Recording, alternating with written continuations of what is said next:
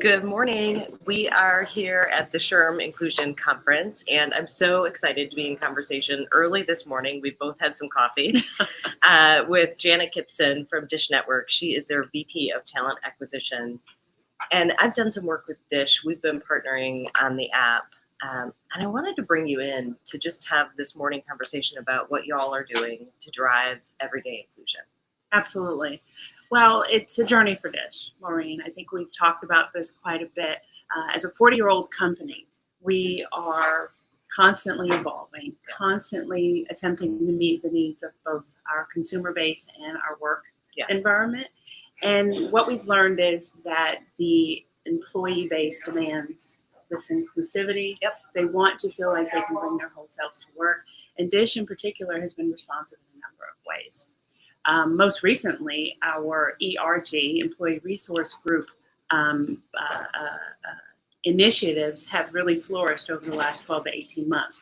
We've got a women's network, an AfricanAmerican network, military, veterans, LGBTQ, finally a working parents, empowered parents network. So that is just our initial foray into addressing the needs of those dynamics within our environment. And you know what I think is interesting about that is, so I came in and actually spoke, but even before I came and spoke to those groups, I met probably 3 times with the different leaders from the ERGs. So it's you all aren't doing lip service here. It's like really exactly and right. Very grassroots and very led by them. It is led by them, but I will tell you, we actually have decent support, excellent support actually from the executive level too. Eric Carlson, our CEO, sits down with both the leaders, so the presidents of those groups, as well as their executive sponsors on a quarterly basis. And he challenges us to bring the issues, help them understand what we should be addressing at an executive level. And so, yes, it's grassroots, but we're also supported from the top, which makes it pretty phenomenal. So let's talk a little bit about those quarterly meetings, because first, wow. Right? That's pretty amazing. I agree. Is it the folks that are running the ERGs that are bringing the agenda to Eric? Is it Eric asking questions? Is it a combination? It is a combination. So I am the executive sponsor for the AfricanAmerican Network. And so I sit down with the president, every quarter. We have monthly one-on-ones, but we do prepare topics of particular interest to underrepresented groups. And we strategize on what are the themes that we want to make sure are addressed at that level. And we bring them to the table. Eric does ask questions. My boss, Dave Scott, the head of human resources, is also in attendance, and it is a dialogue. And it's quite refreshing because it is an open forum. It is professional development. It is allowing these young up-and-comers, because they're not seasoned career professionals. These are the demographic that we want to be addressing, who have a voice at the table with the CEO. You know, and I think what's interesting, having met Eric, he's a very thoughtful, he's a guy that he's not going to say much off the cuff.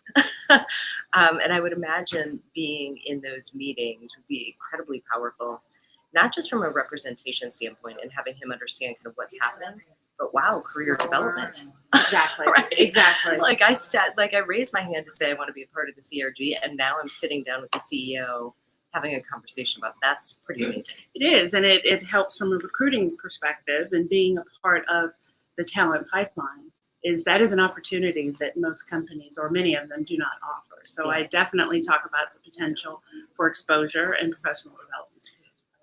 So if a company was wanting to use that model, do you have any, both in terms of how you got your ERG started, and then having this really wonderful feedback? I love kind of the top down and bottom up meeting in the middle. Any recommendations for how people, are there any mistakes that y'all made? Any things that you're like, wow, that was actually a really, that worked? I would say it's important at Dish for it to be employee-led, right? While I had the interest, I definitely needed the partnership and the grassroots support from those underrepresented communities to make sure that they had the wherewithal to organize and put something together of substance. So I would say the desire to make sure that it's authentic. That's exactly right. It has to be real and authentic, and has to identify a leader who is willing and able to take the charge, because it is not for the faint of heart. You have to have someone who is committed. Yeah, absolutely. Right? We talk about day jobs versus hanging off your desk jobs, and it's, it is not for the faint of heart, but you have to be passionate about it. And so I think that's important. Executive sponsorship. You need someone who has a seat at the table that can voice the concerns and or the ideas from that table at an executive level that can be impacted. So are you in that for each of your ERGs, you've got VP and above that are an executive you have to be sponsor for VP each? and above. That's exactly right. Okay. And there's a mentorship aspect of that, right? I am not just a voice for OK, or, the executives are not just a voice. We are developing mentoring. So they're getting professional development in this process too. And then obviously support from the top. I think it's key.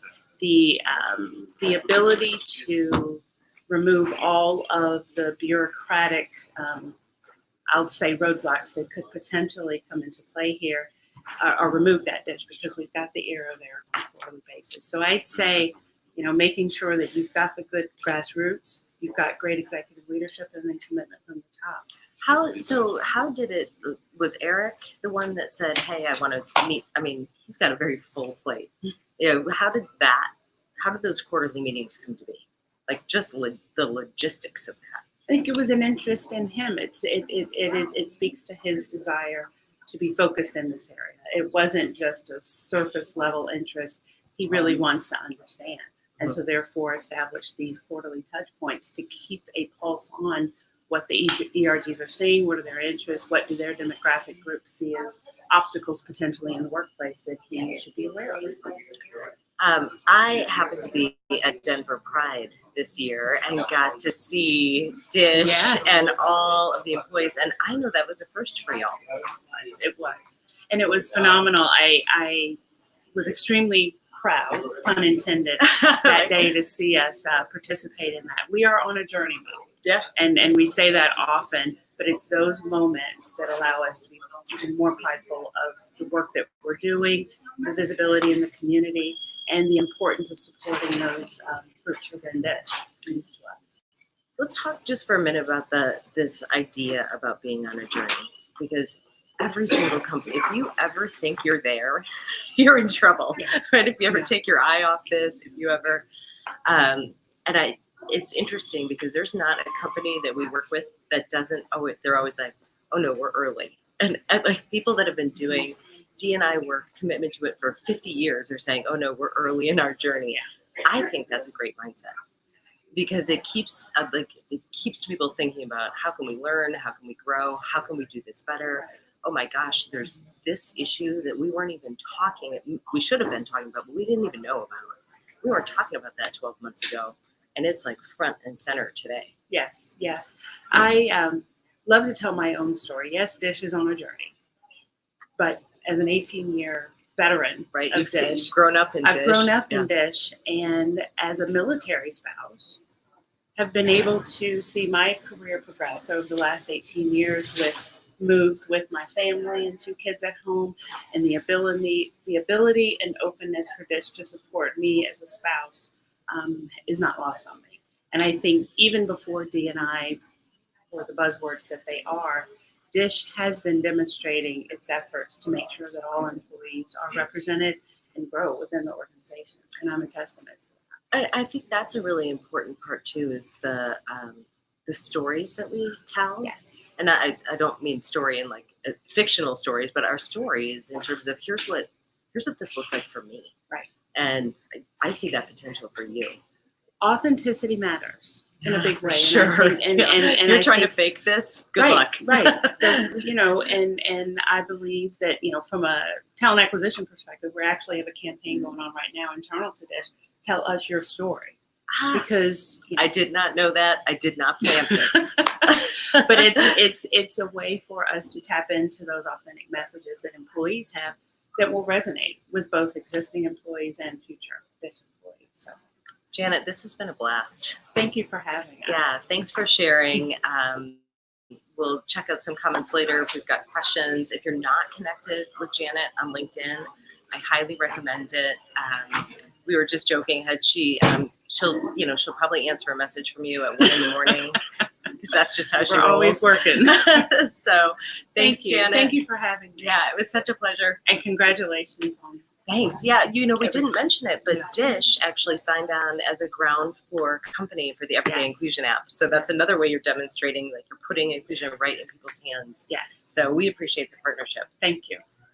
Thanks, everybody. Have a great day. And if you're at SHRM Inclusion, come by and see us. We're at booth 325.